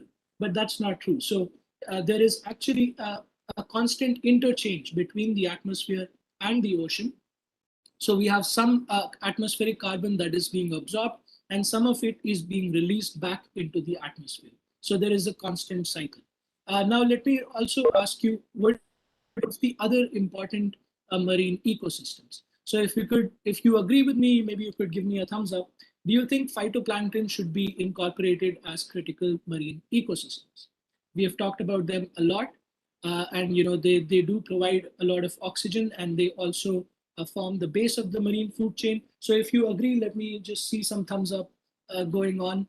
If you agree that phytoplankton should be considered critical marine ecosystem. All right. So there are lots of thumbs up that are coming, in a blitzkrieg. Okay, great. So they're not in my view, so I guess I'll maybe refrain from thumbs up. So yes, you are correct. Phytoplankton should be considered as one of the critical marine ecosystems. What about mangroves? You know, mangroves were mentioned before by Captain Dixit in his opening remarks, and also by Admiral Chauhan. So we have, again, yes, we do have some thumbs up going on. So mangroves do make a critical part of marine ecosystem. What about seagrass? You know, seagrass are also coastal ecosystems. They're just below the surface of the ocean water, and they are also important part of the marine ecosystem. What about corals? We talked a lot about corals and how they provide critical habitat, and they're also under threat from climate change, and that's a big thumbs up from Ajay. So we do have coral reefs that are part of the critical marine ecosystems. And I want to jump in for a second and tell you that if seagrass is really a critical ecosystem, then as India develops ports and we go in for this Maritime India Vision 2030, and we've got dredging going on all over the country, then what is going to happen to all this is something that you need to think about and then talk to us at the end of that. So Push, please take it away again. Absolutely. And that's what I was going to say next, that all of these critical ecosystems are under threat from climate change and also from human impacts. So for example, mangroves are under threat from deforestation, rising temperatures, sea level rise, and extreme weather events. Seagrass, as Admiral Chauhan just said, that they are under threat from dredging, which is necessary when you're building a new port and you want it to be accessible to the shipping vessels. Then we have rising temperature and extreme weather events that are also threatening seagrass. Then phytoplankton, we talked about this at length, that rising temperature, ocean stratification, and hypoxia are affecting phytoplankton species. Then corals are under threat from rising temperature, ocean acidification, and extreme weather events. So all of these systems are facing challenges. Now that was about the bigger ecosystems. So how do individual species respond to these changing conditions? Marine species are highly sensitive to environmental conditions such as temperature, oxygen, etc. And more so than terrestrial species, they are very sensitive to environmental conditions. And scientists have observed that there have been behavioral and physiological changes that many species have exhibited in the last few decades. So they have changed their breeding times, they have changed their feeding patterns, their body size and body mass. But these are slow changes in the sense that they take multiple generations for these changes to take place and at a generational level in a marine species. In a more urgent way, though, there have been distributional changes that have also been observed. So most species, like most species, marine species too have the option to move both horizontally and vertically, in the sense that they can move to higher latitudes or they can move deeper into the ocean to escape the rising heat. And talking about escaping the rising heat, I mean, we are all very much familiar with this. You know, this image is looking at a traffic jam in Himachal Pradesh just last month. As the heat continues to rise in Delhi, you will see a lot of these images showing up in our news feeds because, you know, all the Delhiites are trying to escape the heat and go to the mountains and have, a breath of fresh air. And so we are familiar with this concept and all species do the same thing. And this image right here is actually showing how marine species are moving. So in this graph, on the x-axis is the latitude. So going towards the right, we are going to higher latitudes. And on the y-axis is the depth of the ocean. So going down, we go to deeper waters. And all of these lines here, the blue lines here, correspond to different species responding differently. So we can see that most of them are either going to the right, that is to higher latitudes, or they're going down towards deeper ocean waters, which are colder. And there are two species highlighted here, the Atlantic cod and the black sea bass, which are actually very important species in the Atlantic Ocean. So with that, we come to the next section, and we have talked about many challenges from many different places: climate change, human impacts, marine pollution, and it's quite a lot to take in.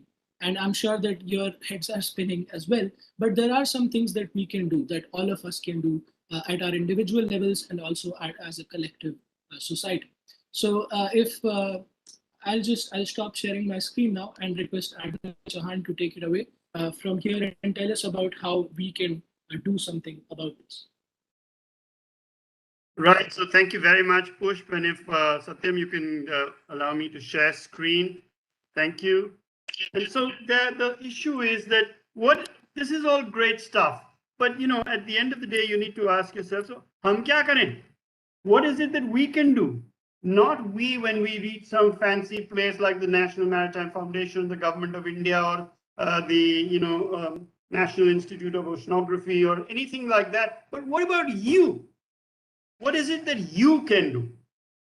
And there are a number of actually really important things that you can do, and we would like to just touch upon these for you to think about what is it that you can actually do. So Pushp will take this slide. I will advance the slide so that we don't have this continuous stop share, start share. Pushp. Absolutely, absolutely. So starting with the first one, it's very important to examine your beliefs and actions and see if these are aligned. And if they are aligned, then you could make it into a paying career. Now, what does that mean? Quite often we feel very strongly about certain things. We feel that we are passionate about these environmental issues and how they're affecting our environment. However, when we look at our actions and when we see that we really making the right choices to mitigate some of these challenges, or are we contributing to the problem? So it's important to have every now and then have that examination of what we are doing in our day-to-day lives. And if you really feel strongly about some of these environmental issues, you could actually make it into a paying career. You know, you could become a researcher, you could provide policy inputs to the government like we do at the NMF. I also know that there are some students in the audience that are doing a BTech or some sort of engineering. You could, you know, innovate, you could become an innovator or an entrepreneur that comes up with technological solutions to solve some of these problems. If you're interested in legal aspects or if you're interested in law, you could become an environmental lawyer. And the list is endless. You could, whatever career path you choose, you could make it so that it is aligned with your beliefs when it comes to environmental issues. The second one, of course, is raise public awareness, and that is critical. That is what we are doing here. But it is, before we do that, it is important to educate ourselves first. So you have to make sure that you have the right facts and that you get it from the right sources, and that it is, and that you have some idea of the bigger picture. Because often half knowledge is actually worse than no knowledge. So we have to make sure that we have a good idea so that we can then um, raise awareness among others. Then, of course, there is reduce, reuse, and recycle. So generally, we should be trying to purchase less. If you do purchase, then buy products that are made with recycled materials and put the products that you purchase to as many uses as you can for as long as you can. And that is critical because you know, every form of recycling does have some inefficiencies. Nothing is 100% recyclable. So we have to make sure that whatever we use it as much as we can so that we get the most out of it. Then the fourth point here is that make sure that you're buying fish that has been sustainably harvested. Avoid buying endangered species. Like Sarita was talking about during her presentation, that the decisions that we make in the restaurant or in our houses on our dinner table has implications for the larger marine biodiversity. So it's very important to keep that in mind, that we are buying fish that is sustainably harvested. Sir, you are muted.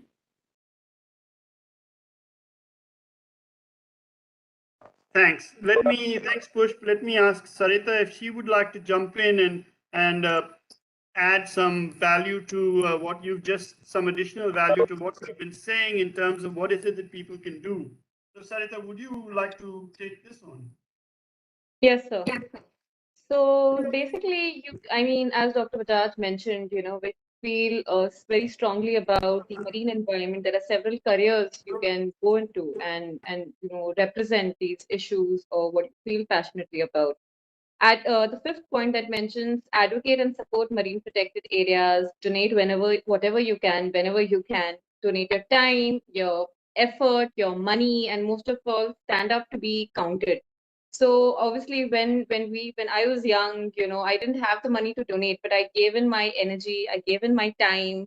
I tried finishing my homework faster so I could go volunteer with the local, you know, nonprofit and so on and so forth. So you can donate not just your money, but you can donate your time, your effort, your energy, and basically stand up to be counted.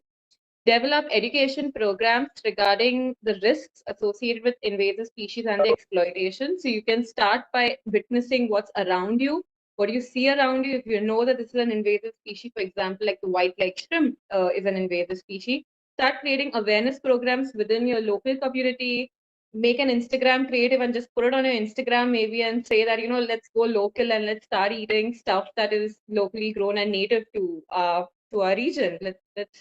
Let's go and this thing advocate for that. So you can start off with basic things like making these creatives on Instagram and sharing it on your profiles and developing education programs online or offline. Citizen science projects can reduce management response time and increase public support for the implementation of other control measures.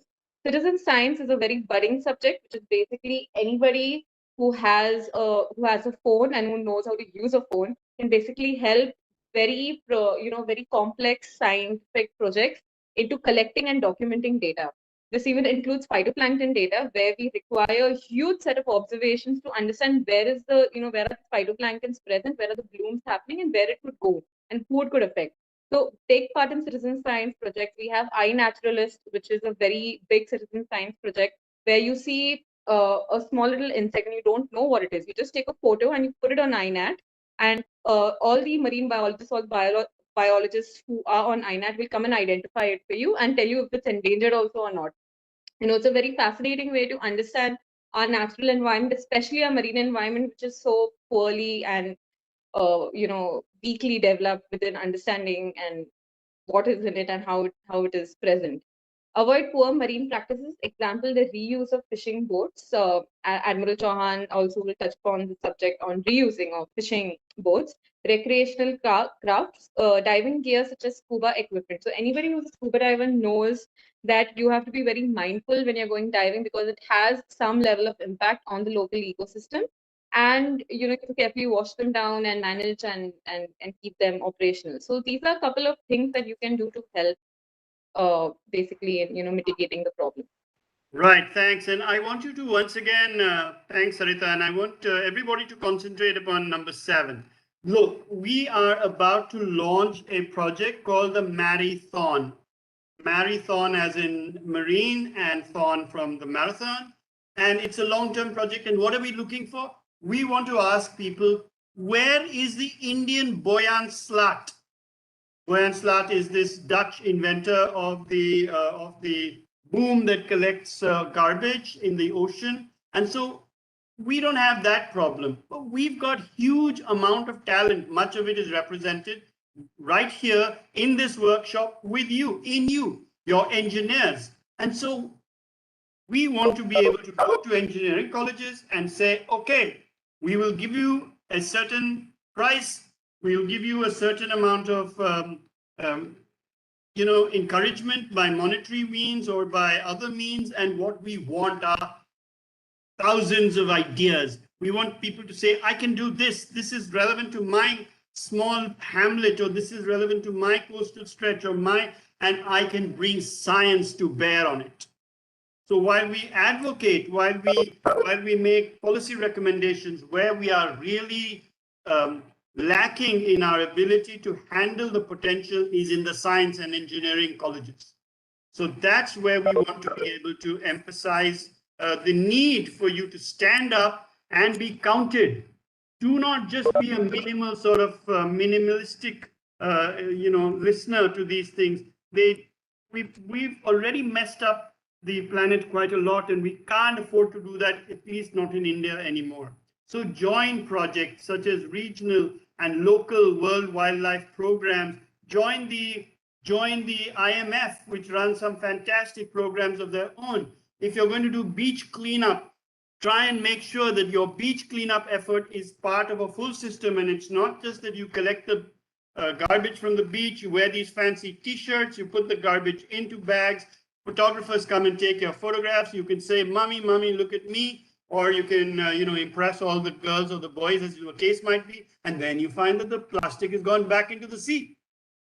So we need a full system, and that needs systems approaches, and that is what our young people must be able to do, not just do beach cleanup, but do beach cleanup with a full system backing it. Join biodiversity cells of your state. There are biodiversity cells in states, in provinces, in districts, in local governments. There are projects run by NGOs. There are projects such as Reef Watch, Terra Conscious, Coastal Impact. Some of them are commercial. Some of them promote tourism. No issue. Make money. But make the planet better. So join the Society for Marine Research and Conservation.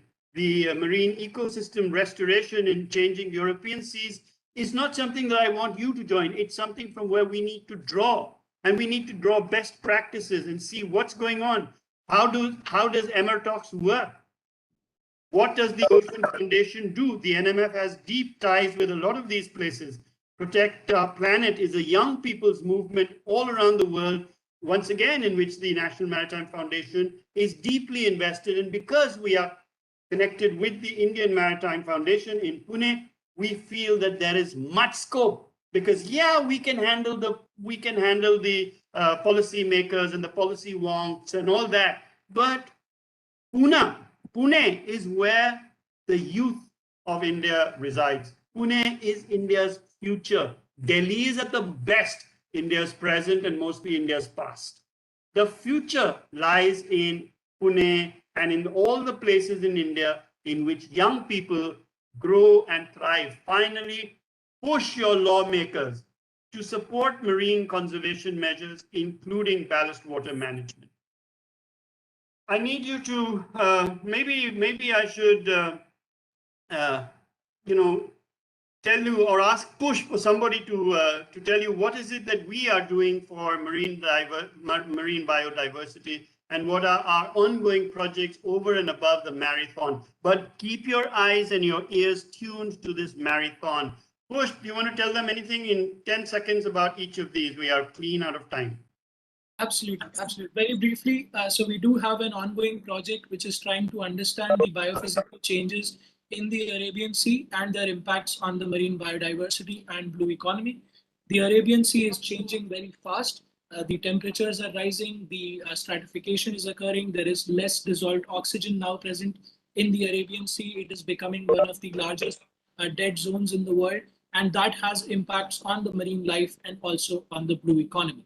We are also assessing the role of coastal and marine ecosystems in the blue economy and for climate change adaptation. Ecosystems like mangroves, coral reefs, and seagrass, they're very good natural defenses against extreme weather events such as tidal flooding and sea level rise. So we need to understand how we can harness their potential in providing us with adaptation measures against climate change.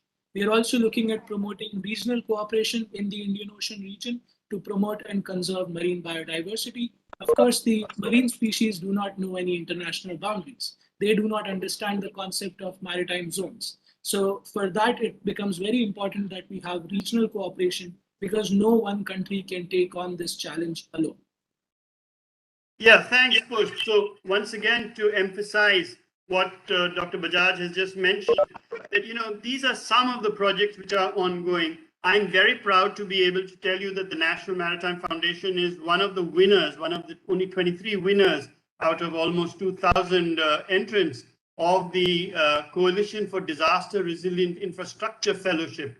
And Dr. Bajaj and his colleagues at the NMF are working in this. Many people seem to think that the NMF is all about geopolitics and strategy and high-end navy, and it is all about that as well. But it is also about the environment in which we live. Our concept of the whole maritime policy structure is two pillars: the blue economy and holistic maritime security, which is more than military security alone. We need you to help us. We need you. We can provide focus. We can provide access. We can do some of the things, but we can't do all of those things. Only you can fill all those gaps that actually need to be filled by us. So our team, both at the senior management level, we are extremely privileged to have Admiral Sunil Lamba, the former chief of the naval staff, as our chairman. And in fact, the NMF has as its chairman a rotating chairmanship tenanted by the chief of the naval staff who last demitted office. Captain Sarajit Parmar is a one-man dynamo within the organization. Law is handled almost exclusively in terms of its mentoring by Commander Anand Kumar. And of course, the Blue Economy and Climate Change, or the BECC cluster, is one of the most dynamic clusters within the NMF. And you've seen some small sampling by Dr. Bajaj. That means the two flanks and Sarita Fernandez. But I also want to make particular mention of some exquisite work being done in the Blue Economy by Mr. Saurabh Thakur and by Chimi Udon, who are both KK Nair fellows. That means that we have a fellowship established in memory of our chairman emeritus, and it is doing, the first project is all about the resilience of coastal urban agglomerates such as Mumbai. Mumbai is drowning and it is waving. And we are telling you that you're not waving, you are drowning. And so we need to do much about it. We need to join hands. It doesn't matter whether you are a member of the NMF or a member of the IMF, you are a member of, or a member of India. You are a member of the human species. And we either will thrive together or we will die together. Remember one thing, as far as India is concerned, either India will be a maritime power in the next 100 years. Over the next 100 years, either India will be a maritime power or India will not be a power at all. And with that, I think I'll bring my presentation to a close, just to once again highlight the fact that we have a lot of good partners in climate action. The Indian Maritime Foundation is occupying pride of place, but we are formally interacting with the World Sustainable Development Forum, the Protect Our Planet movement in the US, the Ocean Foundation also in the US, the India-Japan Laboratory at Keio University in Japan, RICA, which is Resilience Innovation Knowledge Academy in New Delhi, and with Mexico, we have the Instituto Politécnico Nacional, which is part of the University of Mexico and doing biotechnology.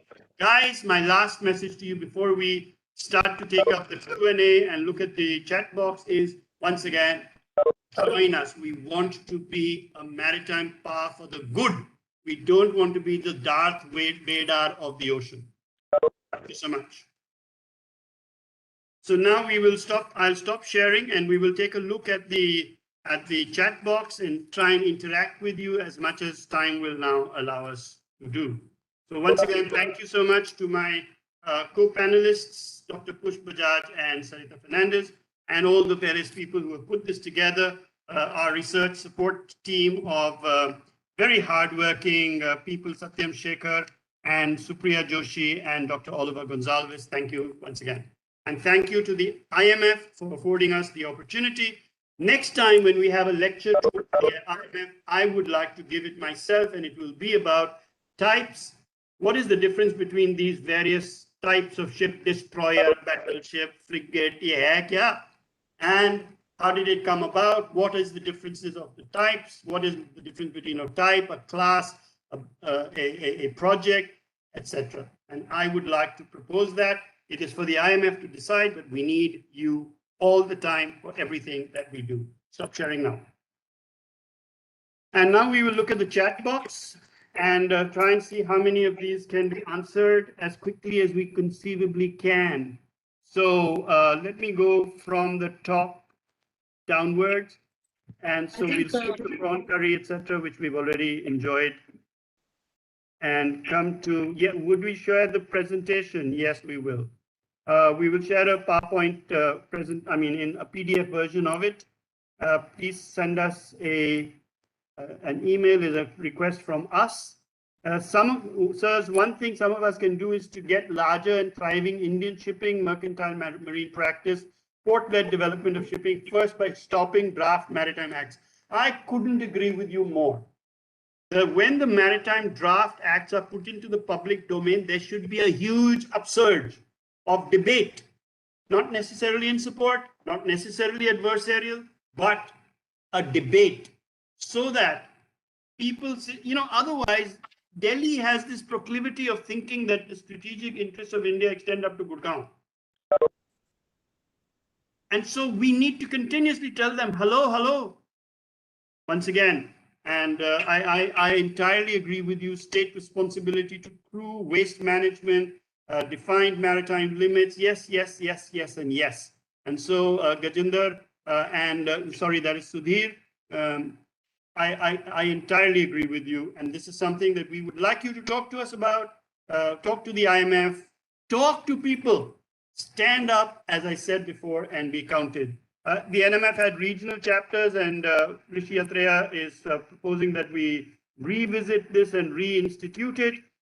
Rishi, there are some issues that are lying, which are organizational and structural, and therefore this is being reviewed once again. What are some non-profit organizations that we can volunteer around Pune? In fact, you should be telling us, but we will be happy to inform you of some of them. And Sarita, if Aditya, you get in touch with Sarita Fernandez, she would be very happy to put you in touch with a few of them. Some of them I've already mentioned in the last penultimate slide. And then questions so far, we've already answered. This is my team trying to put structure into all this. So thank you very much to them. Commodore Ajay Chitnis, I just second what he says there, that the IMF is doing simply smashingly wonderful work, and we all need to join hands with them and they with us, and so on and so forth. So if I've missed some areas, yeah, seagoing vessels from Pranav Dudhat follow MARPOL, and it is followed by treating sewage and sewage treatment plants. Yeah, how does breaking down of sewage help in conserving biodiversity? It prevents in the introduction, it stops the introduction of invasive species. When you have a water filter in your home, don't you have a reverse osmosis plus ultrasonic plus ultraviolet? And these are one set of solutions. The other set of solutions are when you introduce chemicals. And chemicals in the introduction of bacteria, which break down sewage water, transform it into clear water, remove the sludge, and thereafter pump that water as ballast water into the oceans. So yeah, what happens to the sewage treated with aerobic bacteria after it is pumped overboard is a very, very, very good question. And it's an area that we would like to research along with you. So if you've got ideas, we are very, very welcome of them. So once again, youth programs we can enroll in, and monetary and fiscal policies like carbon pricing and taxation. Will they help to make the ocean bluer? They might. They will. But the oceans are not blue because this term blue economy is being hijacked by economists. The blue economy is not the same as the ocean economy. The ocean economy produces inputs into the national GDP. The question to be asked, as I said earlier, is not that. It is how blue is your economy. That means if I only wanted to increase exports, reduce imports, and utilize fish as an example, and mind you, tuna is a huge earner of foreign exchange for India. But if I do this simply to increase my GDP and I do not pay attention to the maximum sustainable yield, I do not adopt local practices, I try and do everything from New Delhi, where the guys in New Delhi, the policymakers, have never been in a fishing boat in their lives. But we need to be able to take advantage of local knowledge, of local structures.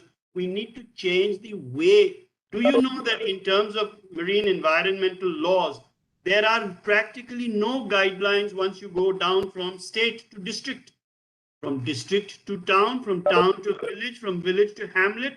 Zero.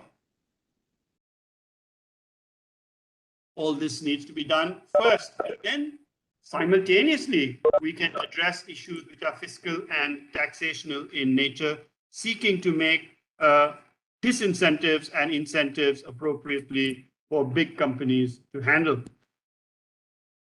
So I think insofar as questions really are concerned, do you think that India should adopt a Gandhian approach of balancing economic benefits? I am very averse to assigning labels which are convenient and fashionable. I think that it doesn't matter whether you attach one individual's name to it or another, howsoever brilliant he might have been. We are all in deep reverence of Gandhi, and there are core truths in everything that we know of, and we should simply address those core truths. Are we moving towards a time where we can expect confrontation? We're already there. For fishing rights beyond the EZ. Do you know the problem in Somalia and piracy is starting from and continuing with fishing? The problems of fishing. So I think that with that, I have no other questions really to ask. Insofar as rising temperature, are melting polar ice caps an extreme example of this? Yes, they are.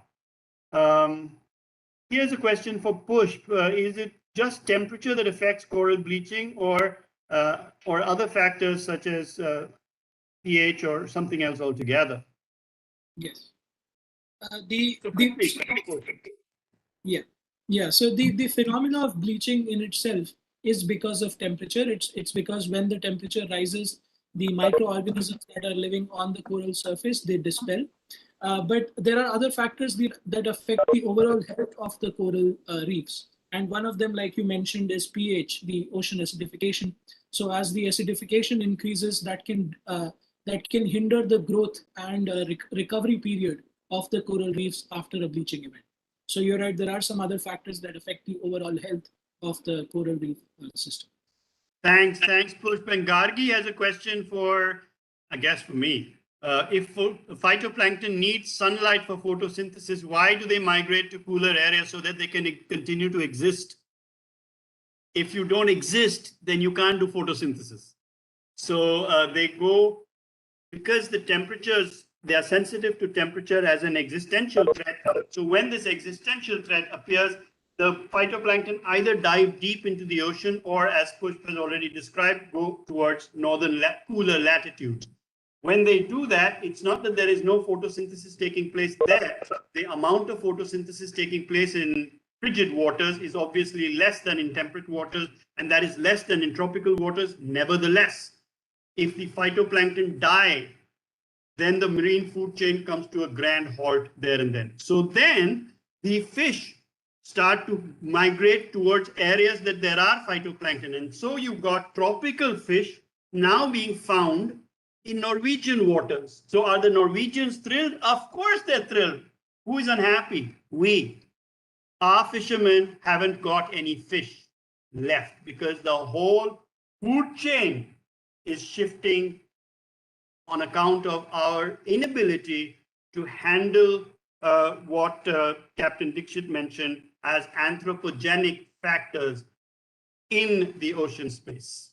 So does land reclamation also affect marine ecosystems? So Sarita, this is something that you've been battering your head against for a long time. Yes.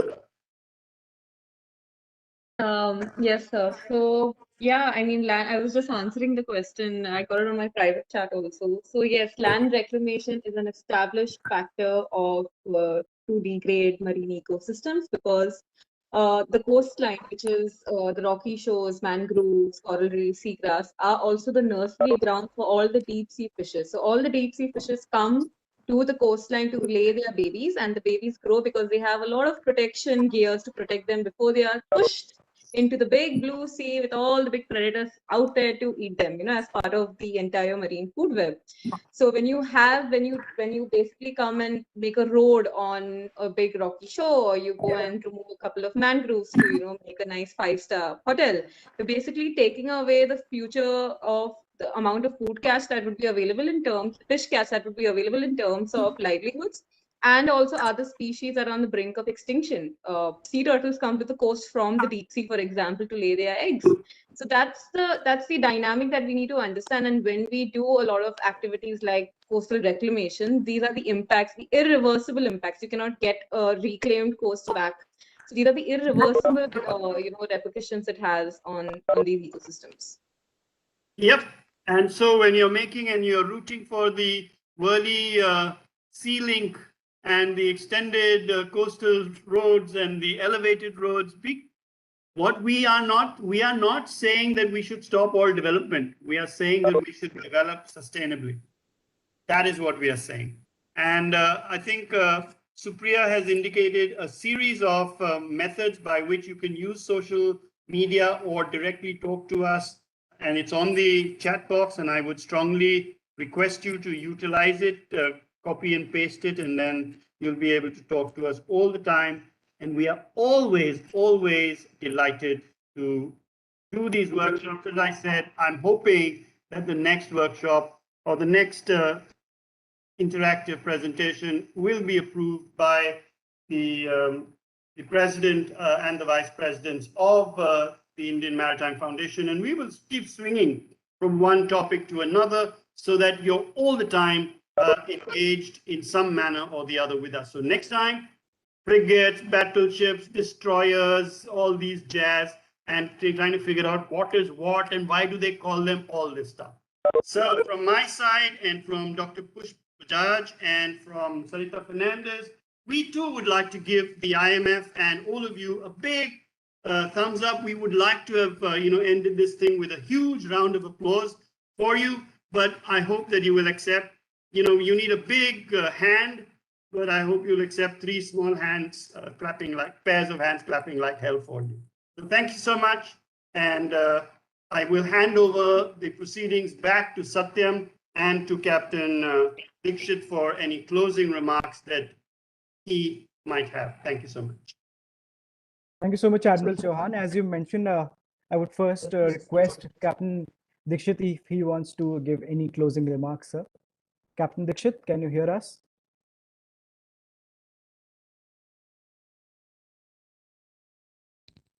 Captain Dixit?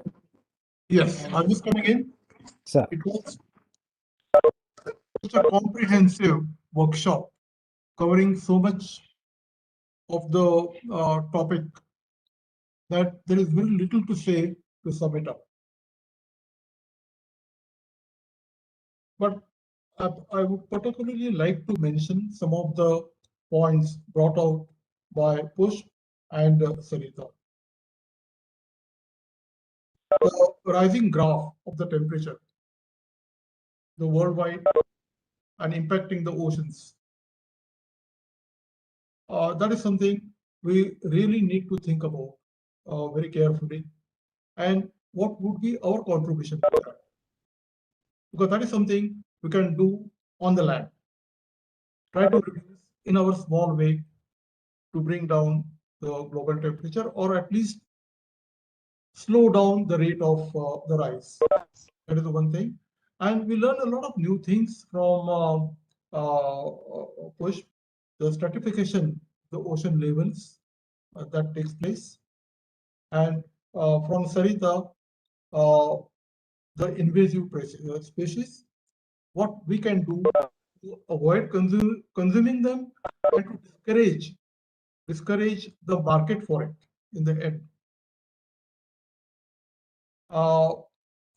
We have a number of young people here, and for some of them, this would be the first experience, first exposure to this kind of a debate.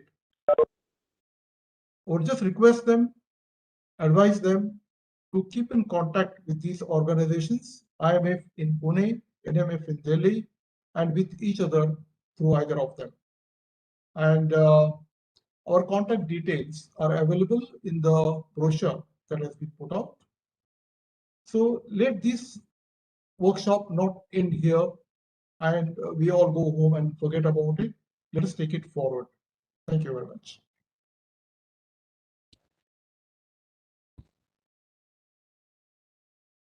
Thank you so much, Captain Dixit, for your closing remarks. Students, ladies and gentlemen, I really hope that you had a rewarding experience while participating in the workshop. But before we wind up, may I urge you to please stay here for a minute and participate in our feedback polling, which is of great significance to us as organizers. You will see a set of 4 questions flashed on your screen. Each question gives you multiple options to choose from. And hence, may I now request you to kindly select and lock your answers for each question and press the submit button after you are done doing that. So these questions will be flashed on your screens for about maybe 30 seconds so that all of you are able to lock your response. So I'll wait for another 20 to 15 seconds.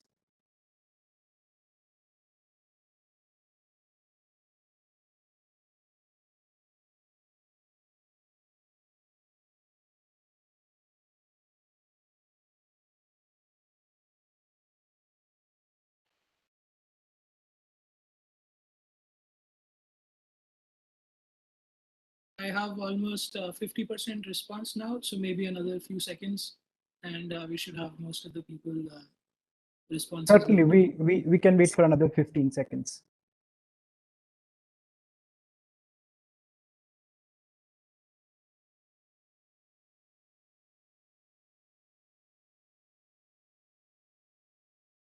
Okay, so I'll close it in the next 10 seconds.